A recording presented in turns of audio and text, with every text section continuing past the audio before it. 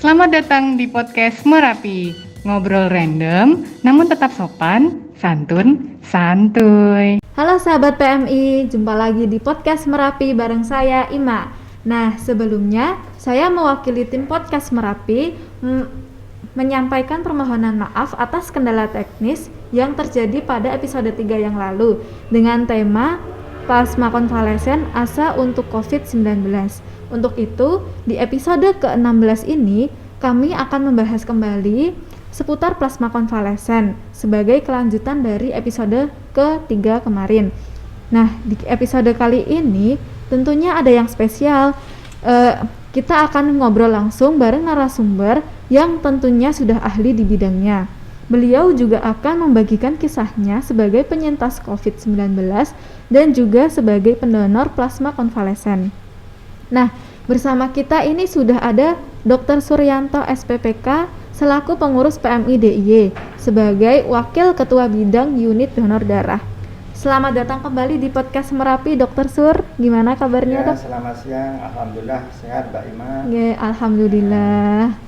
Nah, sahabat PMI, di tahun 2021 ini kita masih berjuang untuk melawan pandemi COVID-19 yang tentunya sangat berdampak pada semua aspek kehidupan, baik di bidang ekonomi sampai ke kesehatan.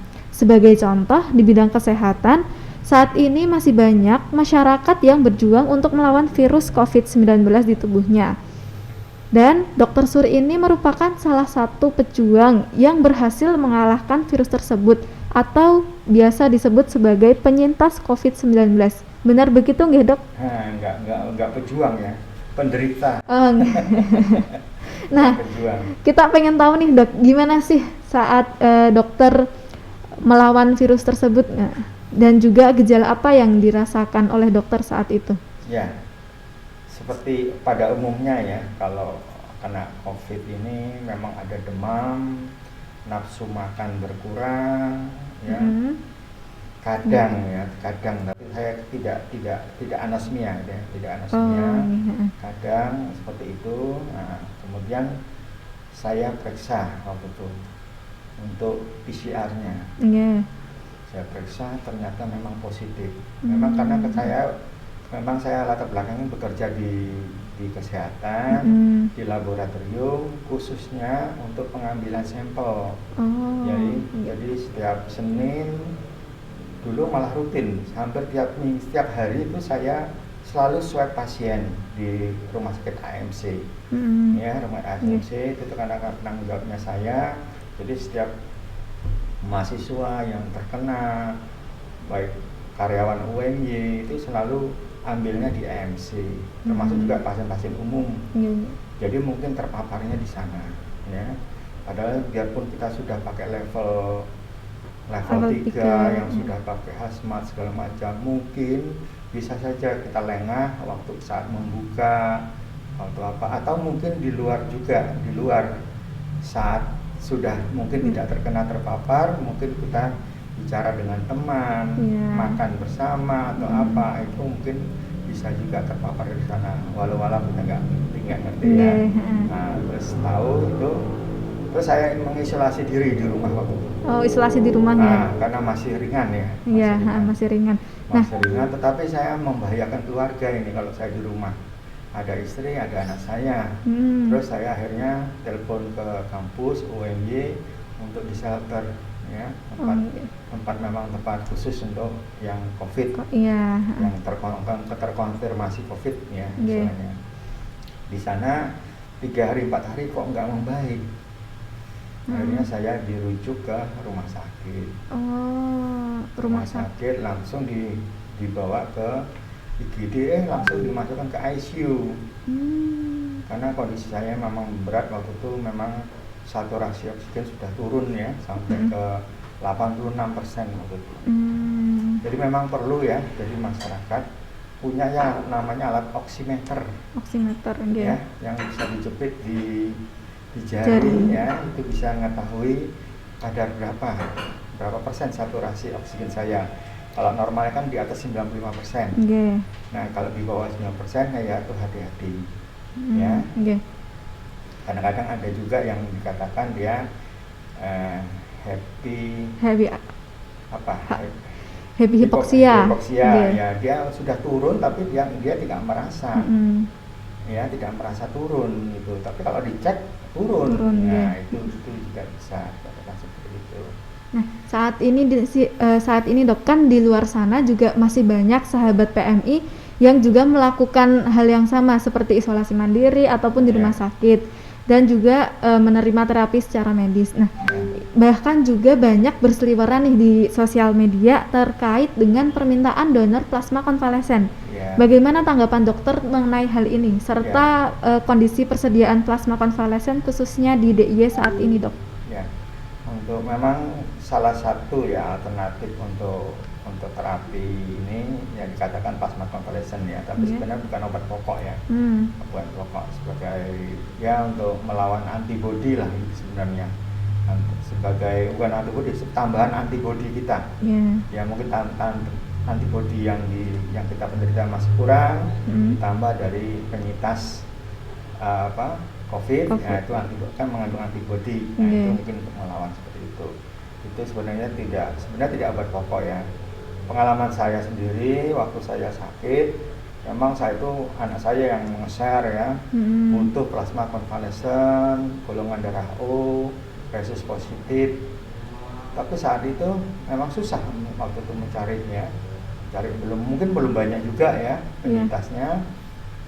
Nah, terus akhirnya saya tidak diberikan. Ya, tapi semangat untuk sembuh saya harus ada. Itu semangat, jangan terus kita lunglai itu kan, kalau saya baca kan kalau kita imunitasnya tinggi kan baik untuk melawan itu. Ya saya pasrahkan aja semuanya pada Allah. Mungkin ini cobaan ya, mungkin apa yang salah saya perbuat, mungkin untuk menghapus dosa-dosa saya ya, itu saya anggap seperti itulah, positive thinking lah, mungkin ada berkahnya. Ya itu jadi alhamdulillah saya tidak diberikan plasma konvalesen, tetapi saya mendapat sejenis obat dari PKU itu jenis kretom ya. Nah, saya dapat injeksi 6 kali ya, alhamdulillah kondisinya membaik. Memang waktu itu memang terjadi pada sitokin ya, yang dikatakan pada sitokin yang interleukinnya 6 tinggi ya, D-dimernya juga tinggi ya, CRP-nya juga tinggi, itu yang marker dalam peradangan, kalau peradangan pada virus seperti itu. Gambaran paru-paru juga sudah gambaran pneumonia ya. Putih, gambarannya seperti putih itu. Tapi alhamdulillah belum sangat sesak sekali belum ya. Belum, tapi sudah saturasi turun ya. Ya diberikan itu ya alhamdulillah, saya 14 hari di ICU ya, alhamdulillah membaik ya, alhamdulillah. Kemudian ya saya berpikir, nah ini coba saya hitung dulu antibodi saya itu berapa ya. Setelah sembuh itu saya ukur antibodinya ya, namanya antibodi RBD ya.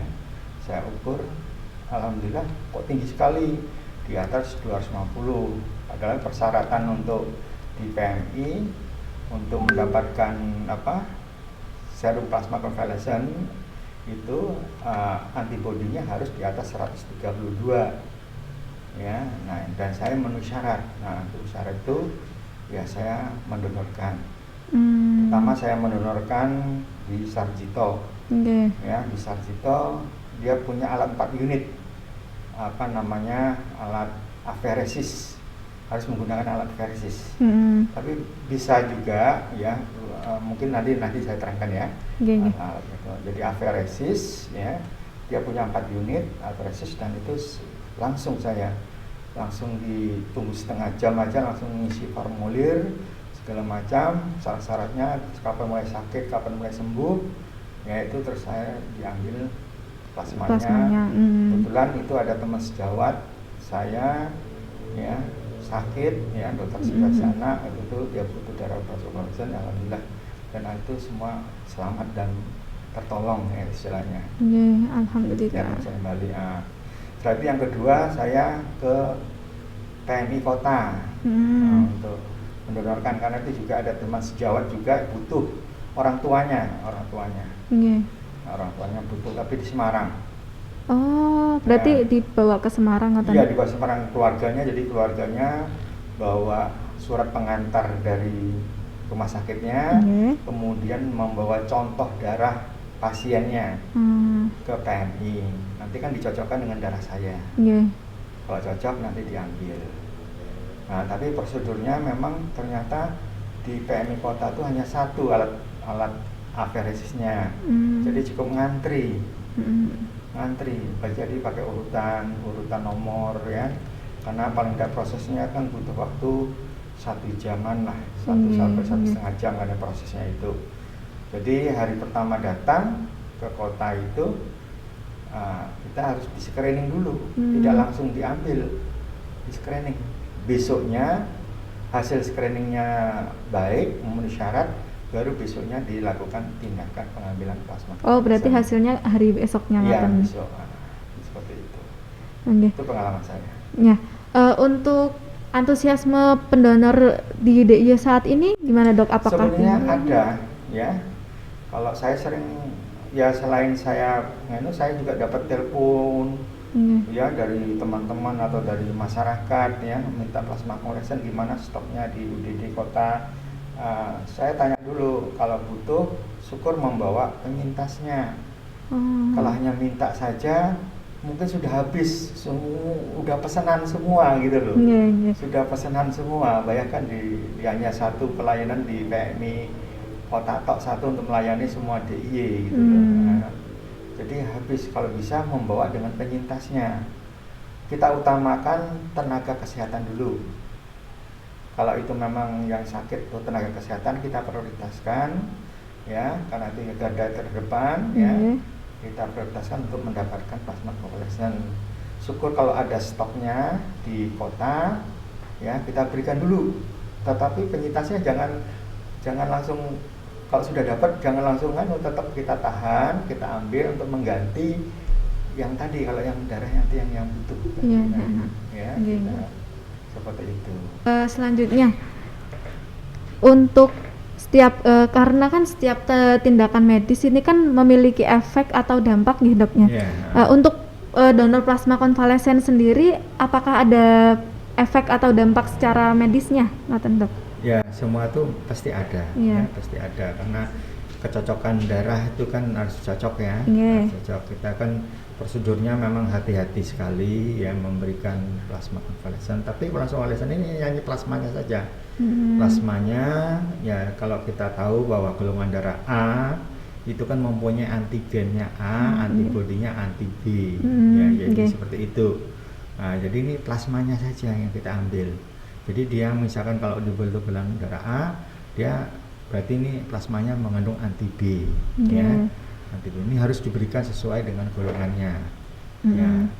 Tetapi ya ini kadang-kadang masyarakat belum tahu, ternyata dengan adanya plasma ini, golongan darah AB itu bagus sekali sekarang ini, ya, bisa universal.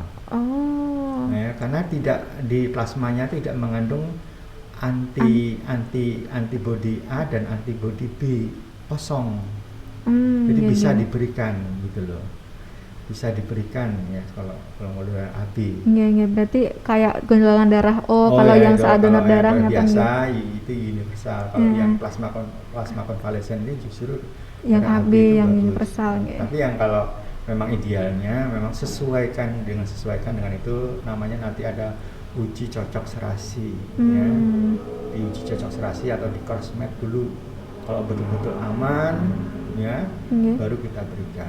Memang ada reaksi-reaksi ya, namanya reaksi transfusi juga sama, ya, reaksi transfusi. Seperti itu. Nah, kalau dari Dokter Sur sendiri, efek yang dirasakan setelah melakukan donor plasma konvalesen gimana dok? Biasa saja. Biasa saja. Jadi yang diambil kan plasmanya saja, tidak diambil semua utuh, apa istilahnya whole blood, darah segar tuh enggak. Jadi eritrosit kita, trombosit kita, leukosit kita, yaitu dikembalikan lagi oleh alat namanya aferesis. Jadi kita hanya diambil plasmanya saja, sekitar kurang lebih sekitar 600 cc. Ya, bisa kita buat 3 kantong nantinya, karena per kantong kan 200 cc. Berarti sekali ambil niku 3 kantong. Kita bisa 3 kantong. Dan itu aman, kita aman, enggak masalah. Ya itu dengan alat aferesis. Bisa juga dengan secara konvensional. Konvensional itu darah lengkap yang kita ambil, ya, bukan dengan alat aferesis. Jadi dengan darah lengkap kita ambil, ya, memang tapi tapi harus memenuhi syarat dulu tadi, antibodinya sudah kita cek, ya, dan screeningnya untuk IML-LTD, istilahnya infeksi menular melalui transfusi darah sudah bebas, yang 4 penyakit ya, 4 penyakit itu yang HIV, hepatitis B, hepatitis C sama sipilis. Itu sudah bebas, ya, itu bisa kita ambil secara konvensional. Tapi konvensional ini ya satu donor mungkin bisanya untuk 200 cc. Jadi kalau butuh ya untuk satu pasien bisa 2 pendonor. 2 pendonor. Nah, dengan baik dok, dengan berkembangnya kebijakan di bidang kesehatan ini, terutama saat pandemi ini ya, kan apakah terkait donor plasma konvalesen ini ada perubahan kebijakan atau ada kebijakan baru ngoten? Ya, sebenarnya nggak ada, tetap sama aja kebijakan baru, tapi semua bisa penyanyi masyarakat prosedurnya kadang-kadang masyarakat langsung telepon tidak tahu, minta ya. Sebenarnya bukan, kadang-kadang permintaan plasma konvalesen itu bukan dari istilahnya DPJP ya, dokter yang merawat, penanggung jawab pasiennya itu, karena lihat kondisinya itu kadang-kadang kan ketentraman untuk masyarakat, ya, jadi keluarganya minta, tinggal dokternya menyetujui apa tidak. Tapi harus dilihat dulu masyarakat, kalau kondisinya masih ringan itu lebih bagus diberikan plasma konvalesen daripada keadaan sudah buruk, ya, udah kritis ngatan. Ya, saya pernah ditelepon malam-malam, dok, butuh ibu saya sakit. Sekarang ibunya di mana? Di rumah sakit, dok. Sekarang kondisinya bagaimana? Terpakai ventilator. Waduh, kalau ventilator kan kondisinya sudah berat. Nah, ya kita tetap mau minta plasma konvalesen. Ya cobalah kita usahakan, ya, usahakan bisa apa tidak gitu loh. Tapi kalau kondisi melihat itu kan, saya sudah berpikir ini kurang efektif untuk memberikan plasma konvalesen kalau sudah keadaan buruk gitu. Tapi walau-walau kita nggak tahu. Tapi sebelum, saat kita proses pengambilan, dikabarin innalillahi wa inna ilaihi raji'un, jadi ibunya sudah tiada. Jadi belum sempat diberikan, masih proses pengambilan. Itu ya, karena udah kondisi berat itu memang sulit ya, karena COVID ini, jadi jangan dianggap enteng ya seperti ini ya. Tapi hanya berapa persen ya kematiannya. Yang penting itu ya semua masyarakat untuk meningkatkan daya imunitasnya aja ya. Kalau rasa takut malah turun daya imunitasnya, biasa saja. Nah, untuk di PMI sendiri prosedur untuk bisa mendapatkan plasma konvalesen gimana gitu? Ya, prosedurnya ya sama ya. Nanti dia keluarga pasien ya mengajukan ke DPJP-nya, biasanya, atau DPJP-nya menganjurkan ke keluarganya, tolong carikan plasma konvalesen bisa atau tidak gitu. Soalnya itu kan rumah sakit tidak menyediakan ya. Tidak ada stok untuk itu, tidak ada ya. Terpaksa keluarga yang repot ya. Keluarga yang repot, akhirnya ya dokter pasti dari rumah sakit pasti membuat pengantar dulu. Jangan langsung ke PMI buru-buru minta, jangan. Ya, nanti tidak buang-buang waktu, wira-wiri kasihan, sudah susah, buang waktu lah. Langsung aja ke DPJP-nya, dok. Kalau gitu saya minta suratnya, dok. Surat pengantar ke PMI ya. Minta plasma konvalesen dan membawa contoh darah. Contoh darah pasiennya. Jadi dia membawa surat dan membawa sampel darah. Ya, sampel darah dibawa ke PMI. Syukur PMI itu punya stok, nanti akan diberikan. Kalau PMI nggak stok, berarti kita harus mencari penyintas. Ada nggak teman-teman saudara yang dulu pernah sakit? Ya pernah sakit, jangan yang hanya OTG itu kadang-kadang titernya masih sedikit ya. Kalau syukur yang dulu pernah sakit berat dan dirawat, itu biasanya antibodinya cukup tinggi kalau dia sembuh. Seperti itu. Nah, kalau syukur ada itu, Ya, nanti kita di PMI kita screening. Kita screening, ya hari pertama itu kita ambil darahnya dulu 3 cc biasanya. Ya, kita screening dulu, cek untuk infeksinya, cek untuk mengukur antibodinya. Nah, setelah itu memenuhi syarat, baru nanti kita undang yang penyintas itu, tolong jam ini Anda datang ke PMI untuk diambil tindakan. Karena kita selalu kasih tahu jamnya. Nanti kalau dia datang itu nunggu lama kan kasihan. Jadi sudah ada urutan jam-jamnya. Jadi kita sudah ada urutan seperti itu. Untuk lebih meyakinkan sahabat PMI ini, Dok, sebenarnya manfaat dan atau keuntungan setelah kita melakukan donor plasma konvalesen itu apa, Dok? Keuntungannya untuk kita sendiri ya, kita alhamdulillah kita bisa membantu ya. Ya, bisa membantu terus sama teman itu rasa, apalagi terus dia sehat, itu ada rasa kebanggaan, ada rasa alhamdulillah saya bisa membantu ya. Mungkin ganjaran pahalanya bisa membantu itu kan kita tanpa pamrih. Ya, kita bisa membantu. Itu hanya ketentraman aja kalau dalam hal fisik ya biasa aja, karena itu kan cairan. Yang penting selesai itu kita banyak minum yang banyak ya, karena itu cairan kita yang diambil sekitar 600 cc. Gak apa-apa, minumannya ganti galon aqua botol ini ya kan, ini kan 250 ya. Nah, minum 2 botol ini udah 500. Udah baik. Nah, stamina-nya. Kan biasanya kan output dan input kan harus seimbang. Harus seimbang gitu. Nah, nggak apa-apa. Nggak ada dampaknya. Ya kalau saya merasa nggak ada. Nggak ada dampaknya, nggak ada terus tambah lemes, tambah pusing, itu nggak ada. Insya Allah.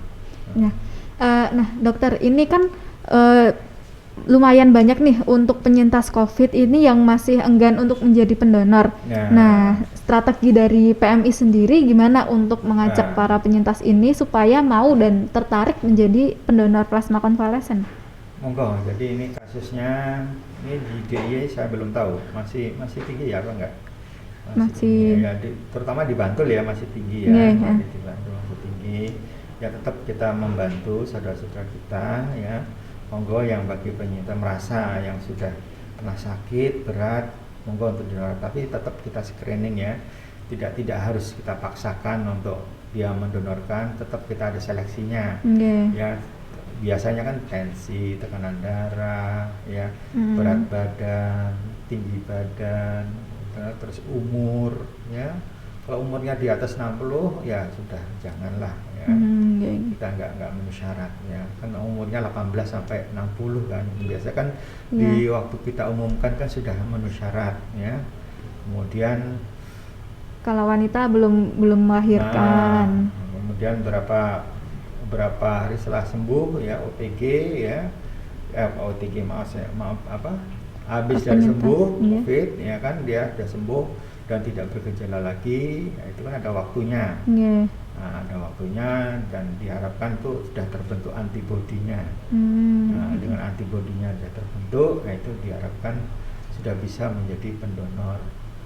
Ya, kita mengajaklah memberikan saran pada masyarakat, monggo ya, bisa kita bantu yang masih butuh-butuh. Ya, masih ada terus setiap hari masih ada. Ya, beritanya di medsos ya, untuk butuh darah A, B. Kita tuh juga di PMI sudah menyiarkan juga untuk di kota. Jadi ada stok darah dengan ada istilahnya PK. Itu PK, plasma konvalesen. Ada data stoknya, kosong. Kadang-kadang ada 1 golongan darah O, B1 gitu. Ada. Kita selalu menginformasikan. Syukur nanti. Tapi selama di kota itu antriannya cukup banyak sebenarnya. Ada nomor urutnya ya. Sebenarnya tidak kosong ya, tidak kosong. Ada tapi sudah pesanan semua. Berarti lebih banyak ke pesanan gitu ya. Jadi udah memang mereka membawa penyintas sendiri. Kalau untuk menyediakan stok banyak kita belum bisa. Belum bisa karena itu nanti kan darahnya kita bekukan. Ya dalam bentuk beku. Nah, nanti kita baru keluarga pasien mau ambil. Jadi kita silakan ya ke PMI penyintas, monggo kita bisa menyetok kalau Kalau penyintas itu berarti kan darah untuk siapa saja boleh. Iya. Ya. Nah, seperti itu. Oh iyalah, menarik sekali obrolan kita mengenai plasma konvalesen ini ya dok.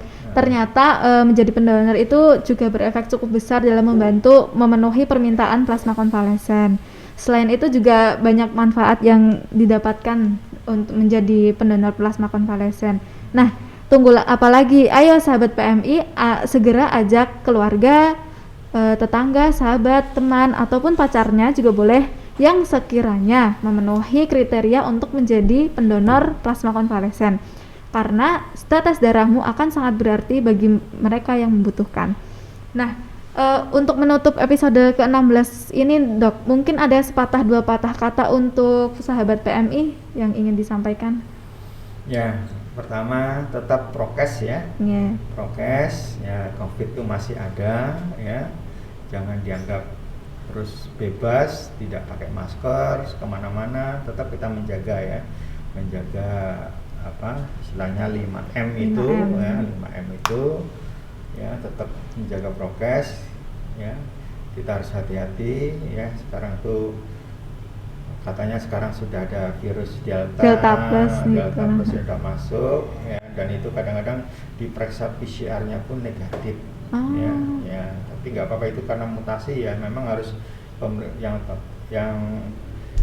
yang penting pokoknya sudah ada gejala ya, sudah terasa gejala, apalagi pernah kontak dengan yang terkonfirmasi, ya itu harus segera hati-hati ya, untuk menjaga jangan ada isunya kalau bisa kena COVID jangan makan ya, salah, tetap makan aja, yang penting imunitasnya tinggi ya, semangat aja ya, semangat, yakin sembuh, kalau yakin sembuh, kalau yakin merasa berat ya kan nanti malah berat ya, itu aja pesan saya. Ya, terima kasih Dr. Sun yang sudah berkenan meluangkan waktunya untuk mampir di podcast Merapi untuk berbagi ilmu dan kisahnya di episode kali ini. Ya, semoga Dr. Sur sekeluarga senantiasa diberikan kesehatan dan keselamatan untuk menjalani aktivitasnya kembalinya, Dok. Ya, makasih. Assalamualaikum warahmatullahi wabarakatuh. Waalaikumsalam warahmatullahi wabarakatuh. Wah, banyak juga ya sahabat PMI yang sudah kita obrolkan bareng Dr. Sur.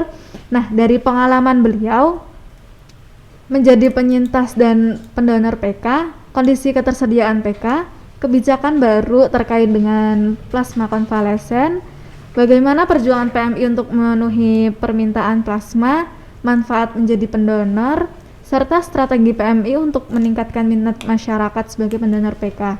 Nah, obrolan kali ini kita jadi tahu nih sahabat PMI bahwasanya ada hikmah yang luar biasa di balik perjuangan para penyintas COVID, karena mereka itu berpotensi untuk melakukan sesuatu yang sangat mulia, yaitu menjadi pendonor plasma konvalesen dan menyambung asa bagi para pasien COVID-19.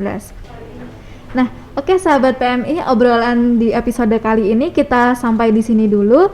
Sekali lagi, mewakili tim podcast Merapi, saya meminta maaf atas kendala teknis yang ada di episode 3 kemarin. Nah, untuk sahabat PMI yang ketinggalan episode-episode sebelumnya, bisa banget cek di playlist podcast Merapi di channel YouTube-nya PMI DIY. Jangan lupa untuk like, komen, subscribe, dan juga share ke teman-teman kalian untuk info ini biar mereka tahu apa saja info-info yang kita berikan kepada sahabat PMI. Nah, supaya tidak ketinggalan infonya, bisa nyalakan lonceng notifikasinya. Untuk informasi menarik lainnya, bisa sahabat PMI mampir di Instagram kita @pmi_diy. Sampai jumpa di episode selanjutnya. Jangan lupa untuk selalu bahagia dan mematuhi protokol kesehatan. Bye-bye.